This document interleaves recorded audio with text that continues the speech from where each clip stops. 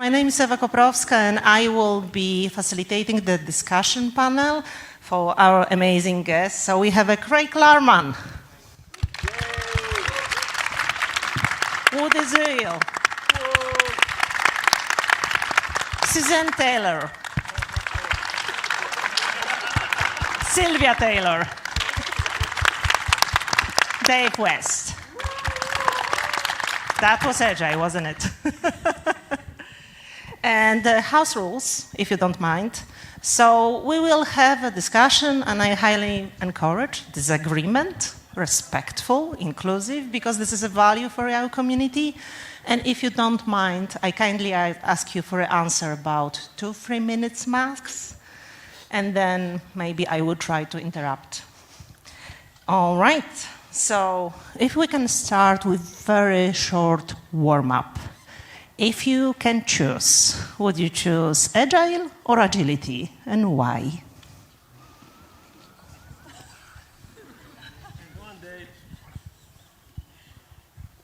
Is there an answer where you could choose both? Yes. Both. But you It sounds like a noun and a verb. So to be agile and to do agility, so why not both? And or you can also say, well, no, I also agree. You can be agile, but also you can do agile. We've been doing agile. We've just not been necessarily being agile. Got to get better at that. Thank you. Any other comments, or you disagree maybe? I agree. If I had a T-shirt, yeah, obviously. I think if I was printing T-shirts, I think it would just be Agile, because you have to pay by the letter, don't you? So I think that would be better. No comments from you, Craig? In our first of 3 less books, my friend and co-author Bas Voda and I wrote a chapter whose title is Be Agile. And the point that we were trying to make was that, as far as I can tell, the plot has gotten lost on the intention of this movement. When I listen to almost everyone talk about it, the most common explanation is that it's an approach to deliver quickly, which is a complete misunderstanding of the origin of the movement and why it was ultimately chosen to be called Agile. Not everyone knows actually the history of the story of how the name Agile was chosen. So I think it was in, I can't remember, maybe September of the year 2000, I got an email from an old friend and colleague of mine named Bob Martin, who invited me to a workshop with folks. And it was eventually decided to get together in Snowbird, Utah in February 2001. The invitees were me, Martin, Kent, and others. And at the last minute, I had to skip and do some work in France, so I had to skip the Snowbird meeting. But I interviewed some people afterwards for some of the stories. And there was a discussion about choice of appellation or name. And one of the people at Snowbird at the time was Jim Highsmith, who was a big dog in the space at the time, had written the book Adaptive Software Development, was a Jolt software winner, and was an influential book, I think, in '99. So when the brainstorming came around for choice of name, because Jim's book was called Adaptive Software Development, and Jim's approach was called Adaptive Software Development, he suggested the name Adaptive. And I interviewed a couple of other people afterwards, and a common thing that they told me was that we didn't want to vote for the word adaptive because then we thought Jim would get all the business. And Mike Beadle was also there, and he had recently read a book published in '94 called Agile Competitors and Virtual Organizations. And so that when Jim suggested the word adaptive, it came to Mike's mind to include the word agile. And so that's why it was chosen over adaptive. But these days, I encourage people, not that I'm really a language lawyer, to just expunge the word agile because the plot has gotten lost. As far as I can tell, it means whatever it needs to mean for a consulting company to win a contract. And the original idea of a focus on making change easy and changing direction based upon learning, the core idea that was originally there, has gotten lost. Thank you so much. That was very extensive for a warm-up. I didn't expect that. And if I can build on that with a very short comment, because we crowdsourced the questions, and this is a question to you, Craig. If you can give an advice to the agile professional, should we use a one framework or should we cherry pick from the many as an agile professional in a organization? I suggest the place to start is with deep understanding of the situation and trying to grasp really the root cause problems in the organizational design. And then I encourage senior management to think from first principles, systems thinking, quantitative reasoning, human psychology, and create a systemic organizational design from that insight. And so I have no interest in methods or frameworks or such. What I'd like to suggest is that people essentially eschew these off-the-shelf ideas and instead try to focus on first principles thinking and then create an organization that's consistent with some goal that the internal senior management have created where they own the idea themselves. I can sense some agreement, but maybe any disagreement or comment to that. So this is interesting because this is starting at the top and having people who are wanting the change up here. Mostly, unfortunately, perhaps, it's the people down here who are calling me. And we don't have a way to have this occur where they can start with first principles. So down at this level, where I typically find myself, we need to find ways to encourage the improvements we'd like to see in a way that fits an organization where we don't get to make the big changes. We need to learn to take the authority, if that's the right way to think of it, to become the authors of our future ourselves. So there's probably all kinds of different directions to come into this, not just top or bottom. There's all kinds of levels and many different ways to do this, I would think. I'm a little cynical that change actually ever works. So I went to lunch with John Cotter. I was purely there to drive Ken. I was not invited, but I was there and I listened to these very smart people talking about change. And what struck me during this conversation was that John basically said, I don't think change is possible in large organizations. And I was like, well, they change all the time. He goes, yeah, but not in the way that you expect them to. And he then went on to talk about Accelerate and his new book and the approach that he advocates now, which is really create a separate organization and slowly move more services into that separate organization and change in that way, and which probably should be designed from first principles, and any organization, if you start, is. But I think it's incredibly hard to change people. And we're naturally adverse to such things, very sensibly. I mean, you go out the cave the wrong way, you get eaten by a saber-toothed tiger, or hit by a trolley in Warsaw.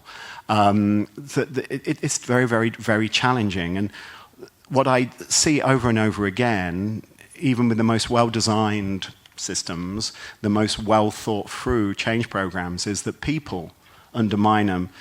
Craig, you wrote Lahmann's Laws, which are I mean, they're so ironic and also on point. They were awesome, and I'd expect nothing less. And I use them all the time. They'll actually be in my presentation tomorrow, because the reality is that people, power, status, authority, gets in the way of any change that I've seen, even if it's well thought through. even if it's from good principles, even if it's, and you have to consider those power dynamics, what's in it for people, what's their motivations, what's their needs. And frameworks don't, which was the original question, right? They can't. They're not designed for that, really. What they're designed for is to give us a pattern or a way of working, Scrum being perhaps the most popular.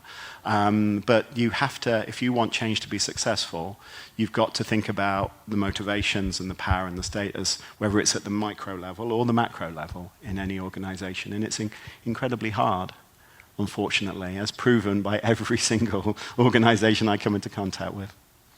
It reminds me of the emerging role, like Susan and Sylvia shared after your keynote, adaptability consultant. So this is something that is emerging, and also we have the shrinking market of jobs for Scrum Masters and Agile coaches.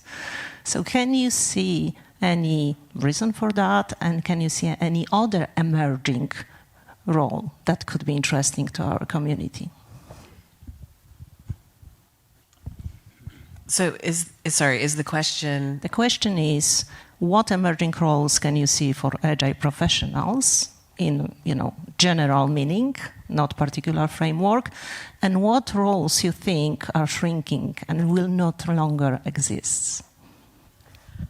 Well, I think Suzanne and I were talking about this the other day, because over the past year, we really have seen not just our own role a few years ago, but for the last several years, people that I have known who've had the job title Agile Coach. For many people who started with that title, regardless of what the role really entailed, because I think that depended on the organization and the level of maturity that organization had, and how they described what is agility, what are they doing with agility, what's agility's purpose. Their role was to support a team and or multiple teams. Very few of the Agile coaches that I met were actually working on an organizational level or multiple teams like I was doing. And didn't really have the skill because they hadn't gotten a master's in organizational development and didn't understand the structures and the systems and how they all worked together, so they couldn't. But I think now, because there is more experience, gained experience in where the roadblocks are and were, and more, I don't know, maybe it's frameworks or tools, understanding of what's happening in an organization, because we're educating ourselves. And as an Agile community, this beautiful community, we do share our knowledge. We don't keep it to ourselves. So you might be losing your job title as an Agile coach, but all of those skills and things that you've learned along the way can be applied in a different title. Program manager, project manager, engineering manager. It doesn't even have to have the word manager in it. It is the next evolution, I think, is really letting go of the what is your title and really embracing the skills that you have and that value that you bring.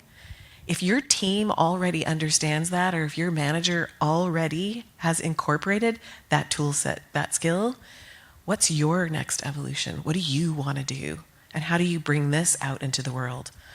Still plenty of people in finance that need us. Or marketing. Or legal. HR. Or I'll stop there. What's your take on that, David? Dave, please. I guess everybody's wondering where their job's going, right?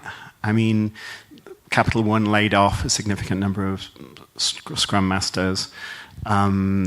Organizations are, like Spotify, are blowing up their small teams and building larger teams with less authority. You look at Shopify, anything called Fi, obviously. They're also looking at much bigger, more traditional engineering structures with very clear single point of ownership controls. And so everybody's wondering what is happening. So number one, there's a macroeconomic thing that's affecting everybody. The CFOs are running organizations at the moment. And that, what that means It means expect your software to start falling over more regularly. That is just the reality. You know, look at Southwest Airlines. The engineers have been telling them to rewrite their people allocation system for years, and they hadn't because they had quarterly targets that they had to hit. So there is a huge macroeconomic slowdown that's affecting everybody. And because of that, there was an impact on those roles.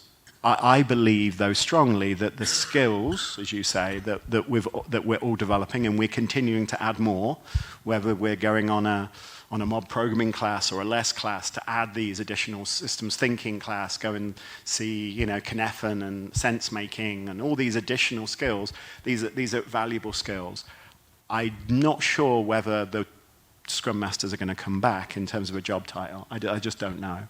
But what I do know is a delivery lead, manager, whatever you want to call them, needs those skills to be effective. And a product manager needs the skills of a product owner to effectively be able to deliver more frequently, and et cetera, and understand unknown value and current value. So that's what I think, for what it's worth. Thank you so much. If I may ask, what's your vision on the role of the future Agile professional, Craig? A suggestion that I've made forever, and it's maybe not a very popular one, is in my 45-year career, any good change idea that I've seen in management or org design, I've observed is distorted by the management consultants in order to not offend their customers. And so they end up changing the change in order to keep a contract. And I've seen this for 45 years. And so I've always suggested that anyone I meet who's in consulting or coaching, that first of all, they have another job, doctor, lawyer, scientist, not coach. Secondly, they become financially wealthy and independent so that they don't need to work for a living. I'm not joking. And that they only enter consulting and coaching, say in mid-age or late age, when they're quite wealthy, and they have no need for money, and so they don't care about pissing off some managers or losing a contract. And then they can actually communicate accurately and truthfully without having to distort their information for some client. I think that would make the world of change far better. Get rich. And old. Or just stop caring what anyone else thinks and follow your gut. I want to share something here. The changing roles that we have, that's not something I have any understanding of. But my experience tells me that most of the time we're approaching how we make things happen in a way that makes it difficult to have things happen. So there's a famous misquote or a non-quote from Peter Drucker, which goes something like, much of what consists of management is simply making it hard for people to work or difficult for people to work. I don't think he actually ever said that. But the idea being that most of what we do as managers really isn't helping things out. And so understanding this is hopefully something everybody who's been involved during this Agile period has been learning, is that my focus is that the people doing the work are the ones who are best suited to figure out how to manage that work. And that we often abandon that and think we need somebody to tell us what to do, or the reverse, we need to tell somebody what to do. I'm not sure that ever worked. I don't think it works now. I don't think it ever did. I do see a big difference between being a coach, maybe, and some other kind of role, if we put in a role. A coach's job, I think, in a way, is to help you see the uncomfortable truths that you're unwilling to look at. Otherwise, you're an enabler. You're making it easy for them to do the stuff that doesn't work. So I don't even think of myself, I don't think I ever really have as a coach, but maybe more as a guide.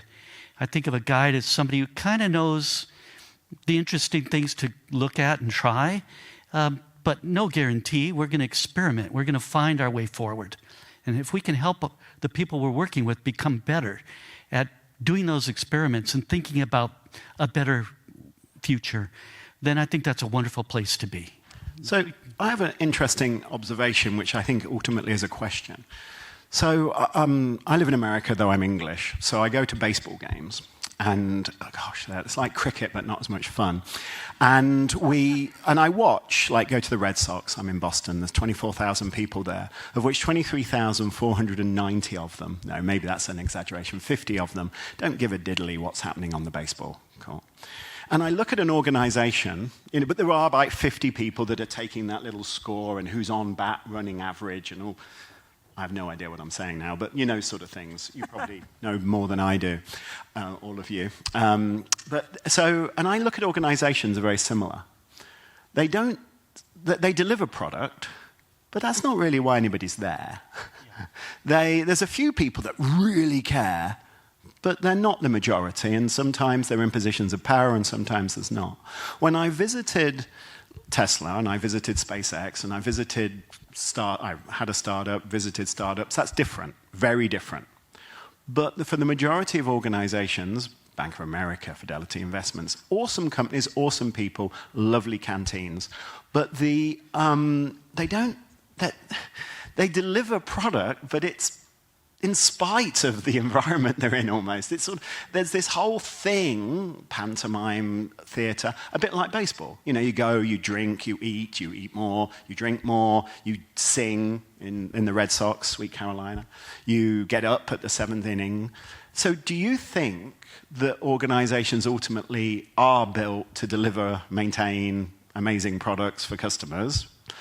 Or do you think, and if they're not, how do we make them become a little bit more focused on that? So, respectfully, I don't think they need to. I don't think the purpose of business is to deliver product. The purpose of business is to make a wonderful world for everybody. So if our purpose is to make some wonderful product for someone, we probably are skewed in our thinking in the first place. So the only reason I'm in, this field is because I loved to do programming. But then when you get a job doing programming, you kind of are not enjoying your life so much anymore. And I think that's the original reason for extreme programming, was people were saying, well, why can't we make this at least bearable for the poor people who are creating this software? So I think that the overall goals have to be different than what most of us think they need to be. And for me, the reason I'm here today, the only reason I'm here today is because in 1999, and I started working for others creating software. Before that, I had a different field I was in. I started programming in 1982 or 83, but then I changed my career in 1998, 99. The only reason is I loved the programming. I didn't like working in places where I could make a living programming. So how can I make this a better place to work so I have a place I like working? And I want to make it really clear, it won't be the same place you would like working. It's not going to be the same for everybody. Like there used to be a book I read when I was a kid, and they talked about the land of milk and honey. And that means I'm lactose intolerant and I'm allergic to bee stings. I don't want to go to the land of milk and honey. I'd rather go somewhere there's no milk and no honey. So how do I do this? So I know it's not going to be the same, but if I can find other people who are interested in the same, having a place to work that's the same as I'd like, then maybe we can get the life we want. And that's what I started experimenting with. And I read books like Craig wrote and all the other people, and I learned what they were doing, and I tried it, and I twisted it and changed it to be something that worked for me. And it took a long time, but I finally got to work in places where we got to have things that were wonderful. And that's what I want, and I hope some of you want that too. And that's why I'm here today, is because we got some good things, and then people said, why don't you come talk about it? And here we are talking about it. Mm. And really, every person here today, I think, has a similar journey. It's not like we went in and said, I want to make a living. Where could I make the most money? Oh, I'm going to become a Scrum coach or something. So hang on a minute. You said that organizations their purpose isn't to deliver products and services, which I call products, capability, whatever. It's something else. It's basically to make the world a better place. But they do that through products and services. Certainly. But so the purpose is a higher purpose. We talk about first principles. Okay. So the first principle isn't, can we make a great product? It's what's the purpose of the great product? Yes. That's what I mean by great, though. Right. So It only Then- has to be reasonably profitable for us Yeah, to I'm have not- sustainable, wonderful place where we're not polluting the planet and we're not killing each other and things like that. Totally get that. But they don't even seem to be built around being able to build those kind of products. They're built around something else. I don't know. Yeah. Craig, I'd love to hear your take in terms of your experience with these organizations. They're not trying to deliver product, really. I mean, they say they are, but they really aren't. Larman's laws, etc. What can I say except law number one? Organizations are implicitly optimized to maintain the status quo for the managers and the single specialists. That's what I've observed for decades.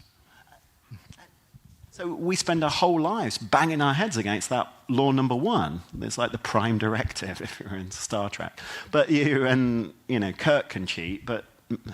So what do we do?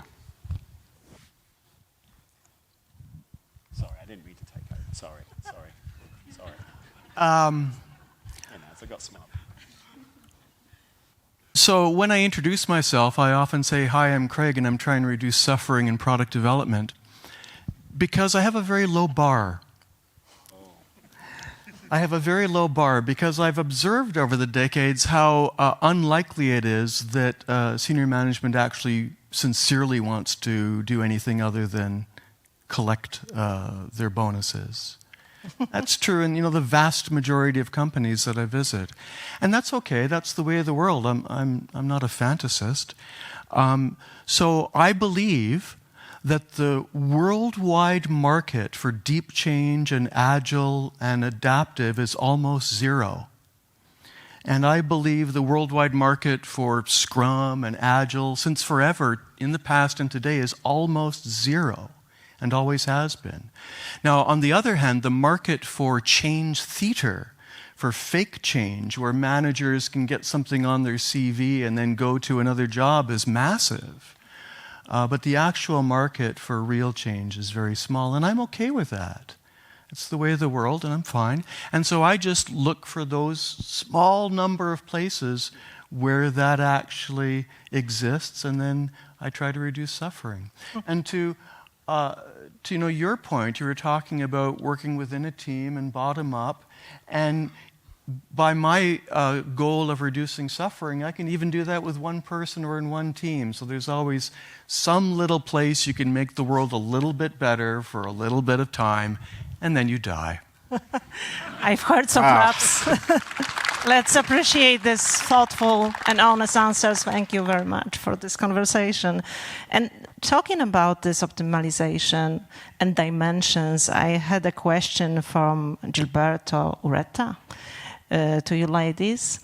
And it's about the current focus on automation, artificial intelligence, effectiveness, etc. And the question is, are we losing something? Are we losing the communication, face-to-face interaction? Are we losing humanity as a cornerstone? So could you please answer? Actually, that's actually one of those superpowers we didn't touch on this morning. And it says, be all the more human. So what is that? And what I noticed here at the conference was somebody asked me, so how do you get your work as a change consultant? How did you become an Agile coach?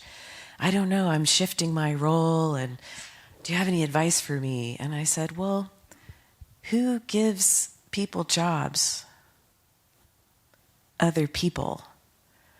So who are you developing a relationship with? Who are you having conversations with? And I seem to always go back to, we can ask AI a lot of things, but that data is coming from other humans ultimately. So far, yes, I heard that.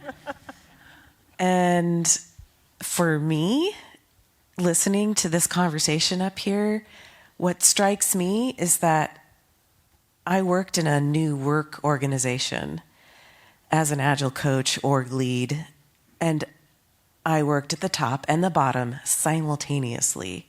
It was exhausting. And eventually they asked me to leave.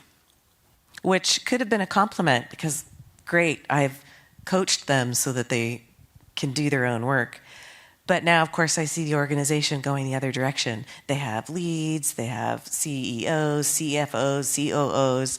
They have all these people telling other people what to do. And what's interesting is the people who found meaning in their work at that company because of the relationships they had with other people, they've all left. And I realized, oh, actually, that's just an evolutionary process. We are all going to go in and out of companies. We're going to follow our own path because it's a growth path. I think we're all on the planet to learn something in any case. And no matter whether we're doing agility or we're doing adaptive or whatever we decide to call it, we're always all looking for meaning and purpose. So we maybe need to create that with other people, building relationships. Maybe that's one place to focus. Thank you. Would you like to add something, Sylvia? I met a woman the other day who really uses ChatGPT a lot. So much, in fact, that she's named him Anthony. And she has conversations with Anthony. And it was honestly the first time that I actually met someone who would pull out her phone and go, "Hey, Anthony, it's Pat. So I kind of have a question for you." And she was really like having a conversation. The one thing that I noticed that she also shared was she told Anthony when he was wrong. And this is where I think being all the more human, still holding on to our ability to go, oh, I'm going to question that. Is that right or wrong? My gut says, with all of these things in my own head, that's wrong. Do I have the courage to tell this machine that it's wrong? Or do I just want to take what it gives me as truth? And this is where I think with AI, and even with other experts, what is true? Is it something that AI is delivering you? Is that true? Is the expert also true? This is your own learned experience, and I think going out and getting that experience and also trusting your gut and continuing forward, right? AI is here to stay, I mean, personally. He may not be called Anthony. I call him Chad. Actually, I don't call him Chad, but I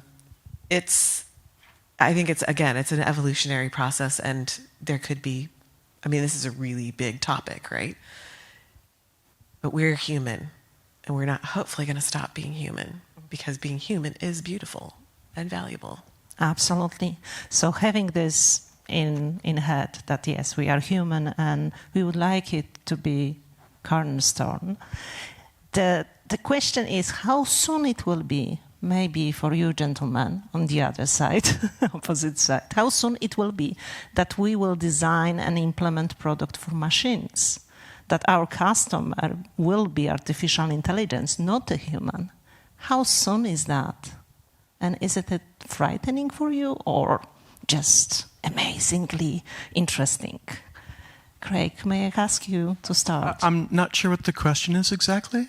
So how soon it is when we will design products for artificial intelligence, not for human being, as a customer?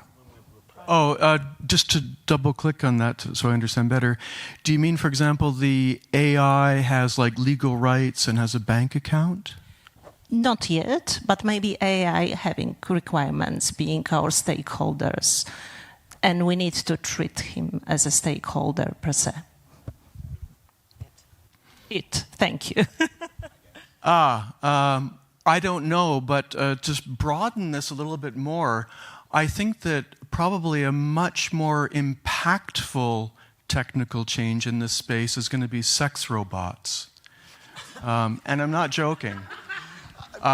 They are coming, and we're probably, within 30, 40 years of I didn't expect I don't know whether you call it high quality sex robots, but that day is coming.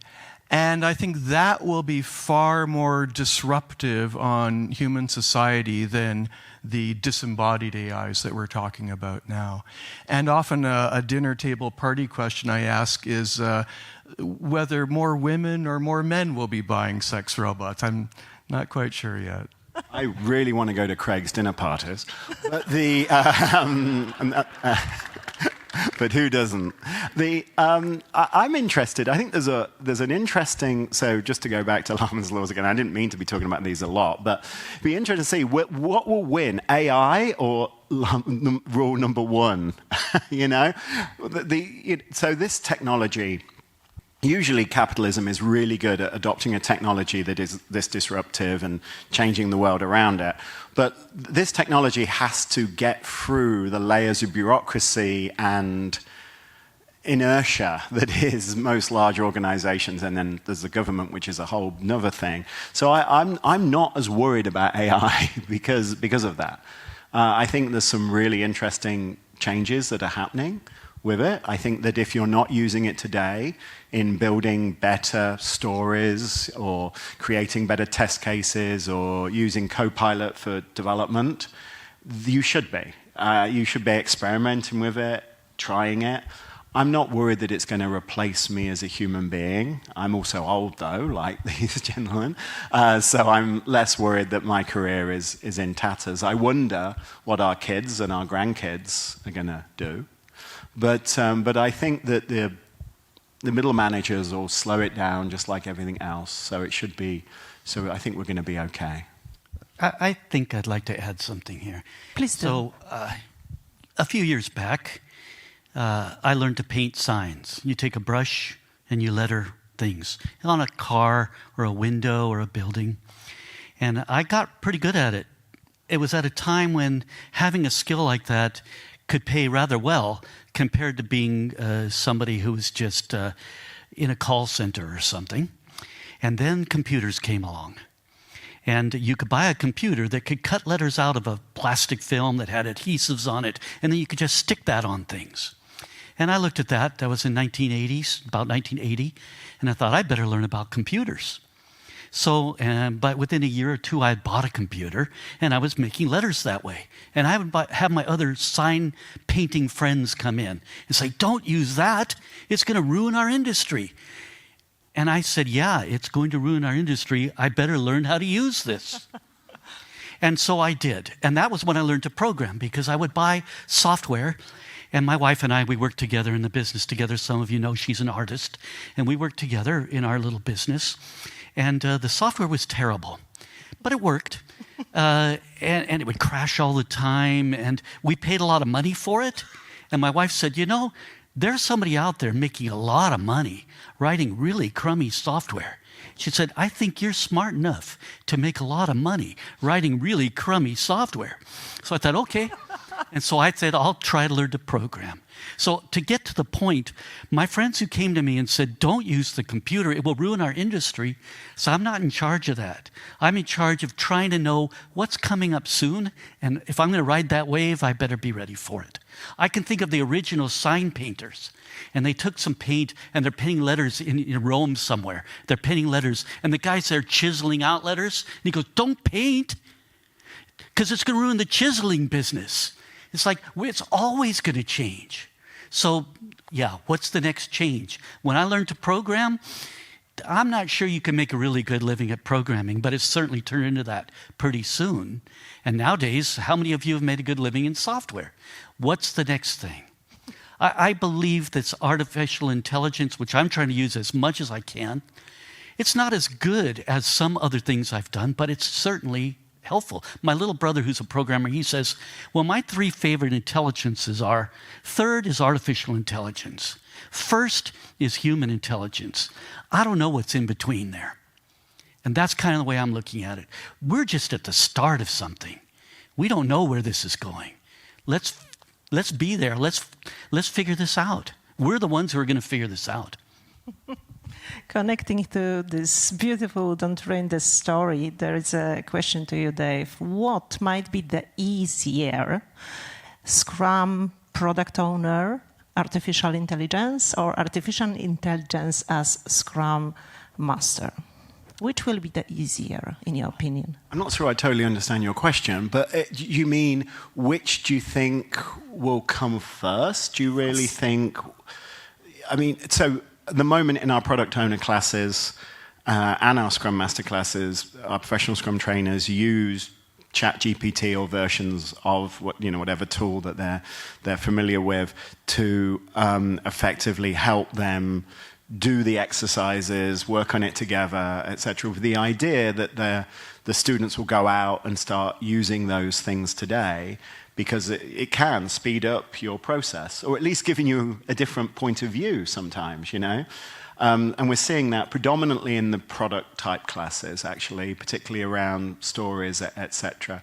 In Scrum Master, our Scrum Master classes are still very much focused on that visceral, oh my God, we're doing it wrong moment that Ken so created Squirrel Burger and things like that. And it's hard to chat GPT that. It's still a very human kind of behavior. But we're seeing it in our software development classes as well, the use of Copilot, and everybody's using it and learning, and maybe it's not quite as good as we would hope, but it's better than we would expect, those two sort of that in-between place that you described, Woody. But exactly as Woody said, you have to start playing with this stuff and learning and trying it and the like. I was working with a product owner at a large consumer packaged goods organization, and he said, I haven't written my own email this month. I said, what, you don't know email? He goes, no, I send out 10, 20, 30, 50 a day. But there he's on a pilot for the use of Office Copilot, and it now writes emails. He just basically directs it at certain data or at certain things, and it responds to people. And he says, it's great. My English is much better, and I don't insult people as often. It's brilliant. Good to know. So, to your point, Dave, so we had articles by Henry Newberg recently about the team of the future, which is a professional and AI, and that's it. So the question to you may be, do we need a team in the future like that? A team of professional teamwork? Craig, I can see your face, and I don't know what to think. Well, this is related to my talk after this, so I'll defer that for now. Of course. I would really like to interject here. There is almost no teamwork already. Oh, my. I'm going to be really clear. I have been, Yeah, let's... So I started I learned about pair programming, I think, in 1998. And it always puzzled me as I was in software development how little teamwork there was compared to most other work I'd done prior to being a software developer. You'd be put on a team, but you would never do anything like a team. It was like playing a baseball game where somebody came down with a baseball, somebody else brought a soccer or football, somebody else brought a tennis ball, and now let's play a game. It's like we're all doing different things in the same room or in the same area, but we're not really ever playing the same game. So this is, I see very little. At an extreme programming conference in 2015, I asked the audience, there was 300, 400, 500 people, how many of you are pair programming daily?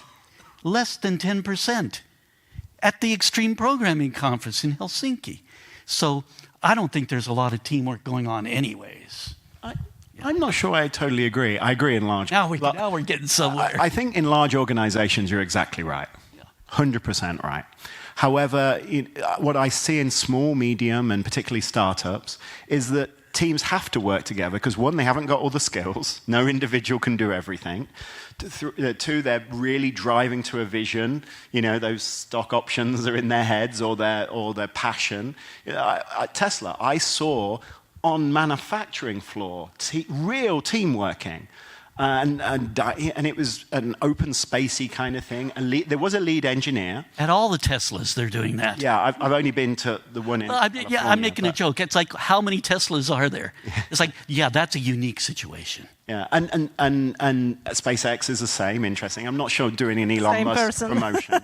But the point is, I think that large organizations are broken in that regard. But I think smaller organizations do teaming. And to some degree. To some degree. The larger they get, the less it becomes, the more legacy they get, the more specialization happens, the more people they hire from the large organizations, So you're right. But I think that, this is what we have to fix, I think. Now, maybe not the big organizations, because that's beyond us, as we've already learned. But we need to create these environments where teams can work together, empowered, to make the decisions, to self-manage, to deliver value to customers. Because my mum worked in Sainsbury's supermarket for 30 years. She retired last year. And she knew how to get that cigarette counter to work brilliantly, but she was not allowed to do it. And she lived in an environment where she basically was told what to do by people that did not know that everybody comes for their bingo, for their scratch cards at a certain point. So you can't deliver the cigarettes at that point. She knew that. And I look at there's so much potential that we're wasting, Woody. Mm-hmm. Yeah, so I could say it this way. Let's stop managing and let's just liberate. If we manage people, we are going to get this over and over again. If we liberate the people, they'll figure it out. The team will figure it out. They made it a little help, but probably not much. I think when we are liberated to really exercise our agency in making things better, we can make things better. Let's highlight this with ovation. Please help me with that. And thank you. And we have our disagreement. Thank you so much for being conscious of time, because time flies with you, ladies and gentlemen. We have less than 5 minutes to go. So I would like all of you ask the final question. And the question is, what would you recommend for Agile professionals, for our community, to learn in the future or to unlearn that might be helpful? Can I ask with you, Susan, please? Oh, you make me go first.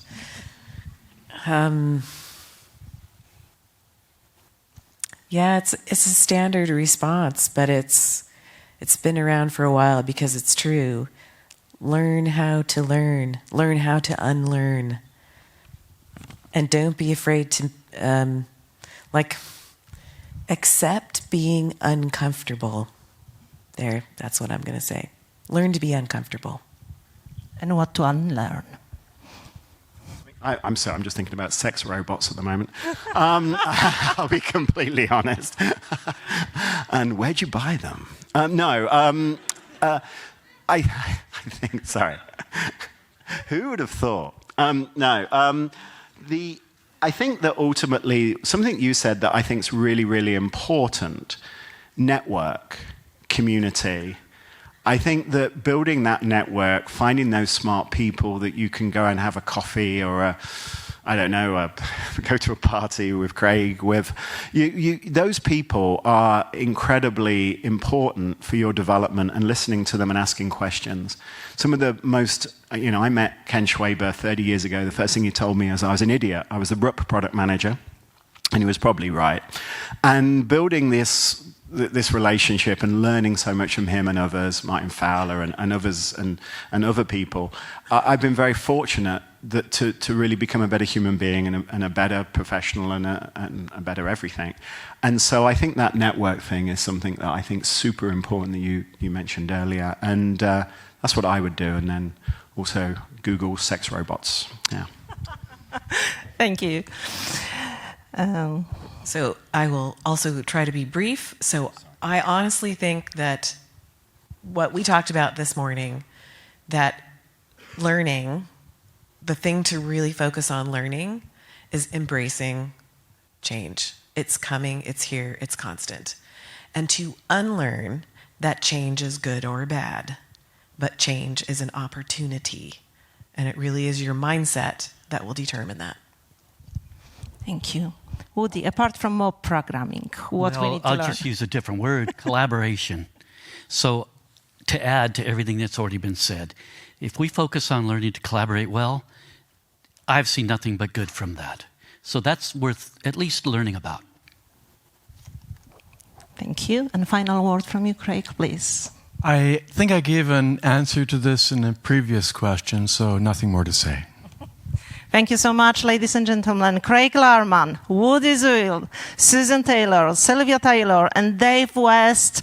Let's thank you, our amazing panelists. That was a wonderful discussion. Thank you.